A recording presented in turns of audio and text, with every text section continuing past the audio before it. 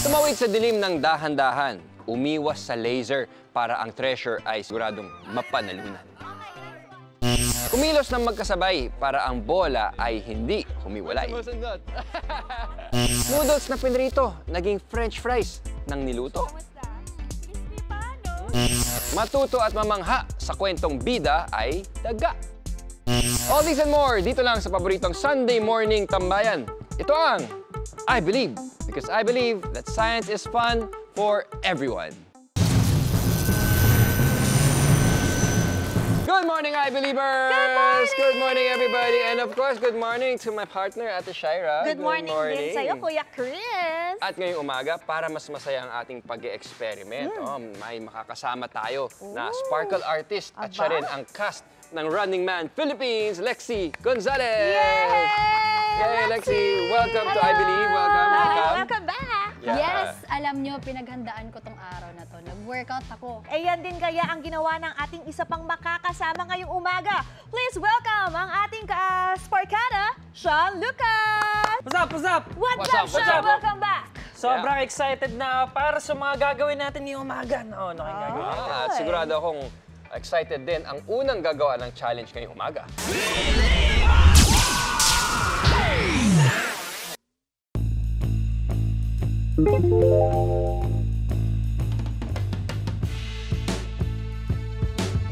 Guys, welcome to the Believables Laser Spy Challenge. Ito ang gagawin nyo. One at a time, maglalaro ang mga player. Ang goal, pabilisang makahawak sa treasure. Pero bago kayo makarating sa treasure, kailangan ninyong iwasan ang mga laser sensors na nakapaligid dito. Kapag dumikit kayo sa laser, babalik kayo sa umpisa. Ano, G? Gina G! Ready na siya? Timer! Starts! Now! Ayan. Ayun na. Okay, Ayun na. tansyahan lang. Ayun na, Okay. ayun na. Ay, naku, baka na luga. malapit ka na. Oy! Ayun na, ayun na! Okay, Ay! nice one. Pasok na po si Pasok Marco naman, pasok sa naman. loob. Check mo din yung ilalim mo, Marco, ha? Ay! Okay, Bumalik. balik. Oops. O yan, go! Nice one. Galing mo dun. Take your Go. time, Marco. Basta makalagpas at nakuha yung trophy. Nice one. Sana lang, sana lang. Po. Nice one. Makalagpas na siya. Wait. I believe. Oo, okay. Ang tagal na na. Ang next sa tapatan, si Roxy! Woo! Yes! Go, girl power!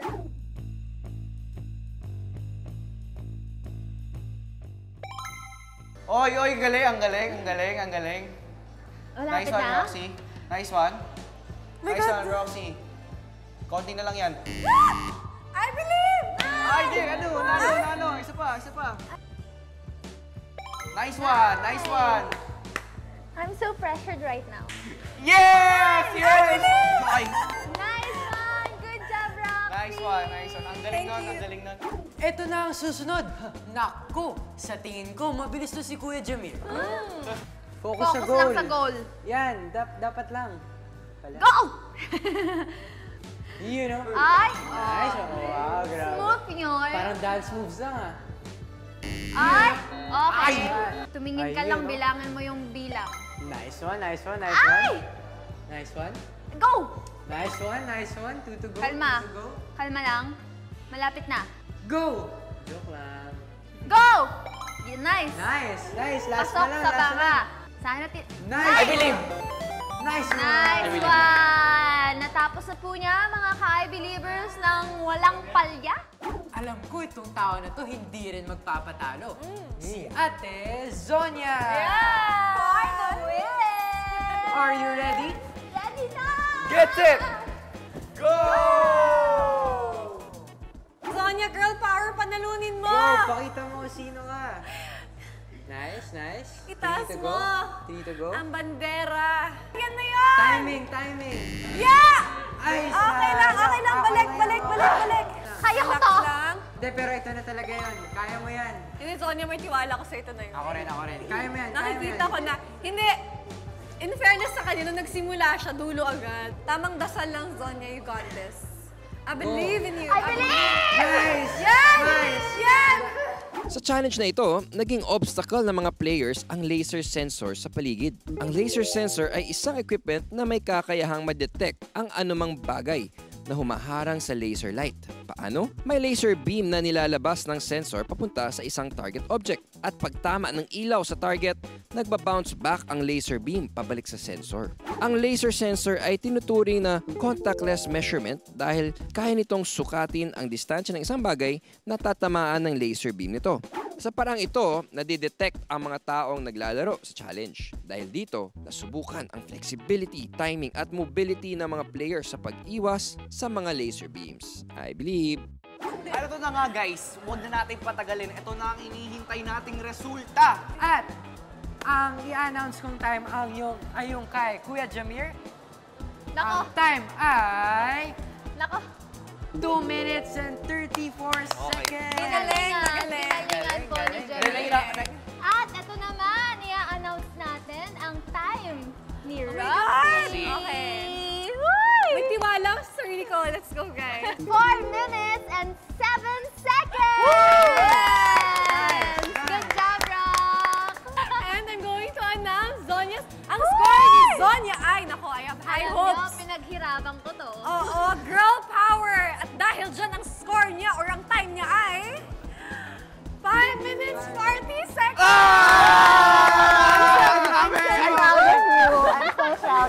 Mga believers, ito na po, huwag natin patagalin. Ang official time ni Marco ay 2 minutes and 29 seconds! Nice job! Okay, ito na. Yes, Dun, dun, dun, dun, dun, dun, Ikaw na ang champion ng I Believe. Grabe. Yes! Good job! Kaya ano Good po job, masasabi guys. natin? Deserve. I believe! Kumilos ng magkasabay para ang bola ay hindi humiwalay. Noodles na pinrito, naging french fries ng niluto. Matuto at mamangha sa kwentong bida ay daga. Okay guys, para sa susunod na gagawin natin, kailangan ng teamwork. Teamwork. Oy, game. Sige. Ano bang tawag sa gagawin natin, Kuya Chris? Ang tawag dito ay ang Synchro Ball Challenge. Wow! Paano naman yun, Kuya Chris? Iipitin ng team members ang inflatable ball, okay, ng katawan. Pagkatapos ay kailangan gawin ang motion o action na hindi nahuhulog ang bola para bumalik yung ball from the starting position, iikot until bumalik siya sa original position. Okay. Ang unang challenge, 360-degree rotation. Go. Go! Ulit, ulit! Isa pa. Okay lang. Okay, go. Dandan lang. Okay. Up. Sige. Oh, wait. Ikot natin. Go! Okay. Pasok! Kami naman. Sean, ano? Okay, sige. Kaya to, kaya. Okay. Ganun. Set. Go. Go. Tara. Ready, go. Go dito.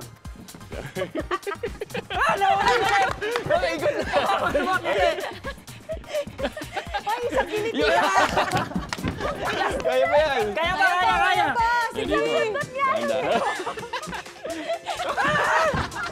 Kaya mo sa gilid! Oh, dapat magawa. Okay. Go. Oh, sige. Okay. Ayan na. Side to side. Teka mo pala! Kaya ko naman! Yung pala, kailangan pala dahan-dahan. Galing ah! Sila yung mas mabilis. Tingin ko kayo eh. Sino kaya? Ang bagal namin eh. Masyado na namin ni Rush eh. Oo, wala, madali kami eh. You guys get round 1, pero may round 2 pa tayo. Okay, sige. 360 rotation, pero kailangan dadaan ang bola sa mga braso at kamay ng players. Try? G! Okay, go. Ladies, Go, kayo naman. 360-degree rotation with arms. Game. Ready? Go. Set, go. Up, ikat. Yun. Galing, oh. Parang makuha natin ng isa lang. Coordinated. Sinigurado. Oh! Grabe, ginalingan! Ginalingan! Wala na, ayoko na. Ginalingan na. Okay, it's your turn, guys. Ginalingan May masyado. disadvantage kami. Haba, tapos walang friction. Okay. Okay. Ready? Let's go. Ay, wala na. Hindi kaya na. May sumusundot. Up. Yun. Balik sa chest. Balik sa chest. Kaya. So let's find out kung sino ang nanalo dun sa total aggregate score. Okay. ang nakuha ng girls na total time is 35.59 seconds. Total time. Nice one, nice one. Total time. 36 seconds. Okay, 36. And the boys naman, Ayun na. 51! 551 pala. Kala ko 5 Congratulations, girls! Congratulations! Congratulations! Good game. Good job, partner. Bawi tayo. Nice one, nice ha? one. Sa game na ito, importante ang teamwork. Dapat synchronous ang mga galaw. Ibig sabihin, dapat sabay-sabay ang pagkilos. Tulad sa Olympic sport na synchronized swimming. Pero hindi tulad ng synchronized swimming, magkaiba ang mga kilos namin. Dito pumapasok ang coordination. Ito ang kakayahan natin na pumili ng tamang muscle at body part na paggalawin na may saktong force sa direksyon na gusto natin. Bukod sa teamwork ay sinubukan din ang balanse naming mga players. Ang enhanced sense of stability o balance ay nagpaprotekta sa atin sa mga posibleng pagkahulog o pagtumba. Ang challenge na ito ay pwedeng ituring na balance training para ma-improve ang ating mobility o kakayahang gumalaw. Sa tulong ng isang masayang laro, natuto tayo ng seryosong science. I believe. Noodles na pinrito, naging french fries ng niluto. Matuto at mamangha sa kwentong bida ay daga. Story time mga I-Believers! This time magsa-storytelling tayo kasama sina Shanea at si Mia the Diva. Hi po! Hello! Hi, hi! Hello! Ang kwento natin ngayon ay ang leon at ang daga. At tutulungan tayo ni Ate Shaira. Kami naman po ni Mia ang magboboses sa mga characters. Okay, perfect. O, simulan natin ang kwento. Sa kagubatan, may isang daga na tumatawid sa sanga ng puno. Sa ibaba ay may natutulog na leon. Pero nahulog ang daga, kaya tumulas tuloy siya sa likod ng leon. Ay! Ay! Ay! Nagising ang leon at biglang dinakma ang daga. Sarap! Natakot at nagmakaawa ang daga. Huwag mo kong kainin. At bakit? Wala akong masamang hangarin. Nahulog lang ako sa puno, nadulas at bumagsak sa likod mo. Nakita ng leon sa mukha ng daga ang tunay na pagmamakaawa. Sige, kakahawalan kita. Pero huwag mo nang gagalain ang pagtulog ko. Salamat, kaibigan. Balang araw, makakaganti rin ako sa kabutihan mo. Makalipas ang ilang araw, namamasyal ang leon nang makita siya ng isang mangangaso. Agad nitong tinapon ang kanyang lambat at nahuli niya ang leon. Nagpumiglas ang leon habang sinusubukang makalaya sa lambat. Tulong! Tulungan niyo ako! Nang umalis ang mangangaso para tawagin ang mga kasamahan niya, tsaka naman napadaan ang daga. Kaibigang Leon, anong nangyari sa'yo? Hindi ako nakaloyo sa lunggot na ito. Tulungan mo ako! Hindi nagdalawang isip ang daga. Agad nitong ngingat-ngat ang lambat. Nam nam nam nam nam. At nakalaya ang leon. Maraming salamat, kaibigang daga. Utang ko sa'yo ang aking guhoy. Walang anuman, kaibigang Leon. Tumanaw rin ako ng utang na loob. Simula noon, naging matalik na magkaibigan ang leon at ang daga. The end. The end! Ba, good job guys, Ate Shaira. Good And of job. course, Shanea. Galing. And Mia, of course. Galing mo ah. Oo. Thank you ko. Shanea, ano sa tingin mo ang lesson ng kwento? Ang nagets ko po sa story, dapat hindi natin minamaliit yung kakayahan ng iba. Kasi kahit gaano man tayo kaliit o kalaki, may magagawa pa rin po tayo para makatulong. Parang ako. Ako yung kinakangaliit dito pero ang dami kong natulong sa story. Ang galing kong Leon, di ba? Yes, oo. Di ba? Oo Kaya naman. dapat, kalokohan niyo naman ako. Yay! Oo nga. Ang galing-galing. Naku, Mia, dapat matuto ka ring maging humble. Hanggal? Ano yun? Yun yung pagpapakumbaba. Parang yung leon sa kwento, di ba? Kahit siya ang king of the jungle na pinakamalaki at pinakamatapang na kinakatakutan ng lahat, naging humble siya at humingi siya ng tulong sa daga na mas maliit sa kanya. Yeah, tsaka ang galing din ng kwento, no? Ang ikli lang pero ang daming matututunan. At meron pa tayong isang matututunan. Dahil may kakaibang trivia ako tungkol sa mga leon. Oh, alam nyo ba na may puting leon? Ang puting leon ay may scientific name na Panthera leon. Ang mga puting leon ay hindi mga albino. Ang puting kulay nila ay tinatawag na leucism. Ito ay isang condition kung saan nawawala ang pigmentation ng isang hayop. Nagiging dahilan ng pagputla, pagputi at pagkakaroon ng patse-patseng coloration ng balat, balahibo, buhok at kaliskis na hindi naaapektuhan ang mga mata. I believe! Noodles na pinrito, naging french fries ng niluto.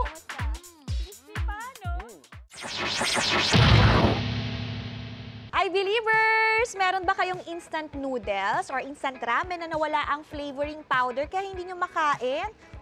No problem dahil may life hack ako para dyan. Ipapakita ko sa inyo kung paano gumawa ng ramen fries. So, simple lang gagawin natin. At ito lang ang ating mga kailangan. Siyempre, meron tayong ditong kalan, cooking oil, harina, ang ating ramen, itlog, may foil, may shanse, at itong kutsilyo at ang ating chopping board. Una natin gagawin ay ihahalo natin itong harina dito sa ating ramen. Ganito karami, siguro mga 2 tablespoons to ng harina. Haluin natin. Ita-transfer na natin ngayon itong ating ramen noodles dito sa gitna. Katapos, babalutin natin ngayon. Balutin ng foil ang ating ramen na kinorteng parang rectangle. Ilalagay natin ngayon ito sa freezer. Okay? For 20 minutes. Pagkatapos, ito na siya. Ganito yung kalalabasan niya, guys. So, ayan yung itsura niya. And then, hihiwain natin ngayon itong frozen nating ramen na parang korteng fries. Make sure, I believers, bago nyo siya hiwain, talagang matigas na siya, frozen na siya. Pagkatapos, ito, meron na tayong napainit na mantika dito. Yan. Okay. Dito tayo ng kahit 3 piraso. Pagkatapos, syempre antayin natin mag-brown-brown, di ba? Okay. Katapos niyan, ganito na ang kalalabasan niya. Ito na ang aking finished product. Wow! Ang galing naman ng kitchen hack na yan, Ate Shaira. Hindi masasayang yung noodles. Siyempre. Nagawan mo na ng paraan yung problema mo. Nakatipid ka pa. Tama. Pero ako may problema ko. Ano? Gutom na ako eh. Ayan. Sakto yan. Oo na. Oo Kuya nga, Chris, tikman patikim mo. naman. Ako rin. Natin ang sauce. Kamusta? Crispy pa, no? Di ba? Sobrang crispy. Ikaw, try mo yung gawa mo. Sakto. Double dip Gutom na ako. tayo. Fries, no? Okay lang. Isa pa. Okay, so thank you guys for joining us. Thank you, thank you. Sana huwag kayong magsawa makipag-experiment dito, ha? So thank you everybody. We'll see you again next week dito na sa pinakamasayang Sunday Morning Tambayan. Ito ang I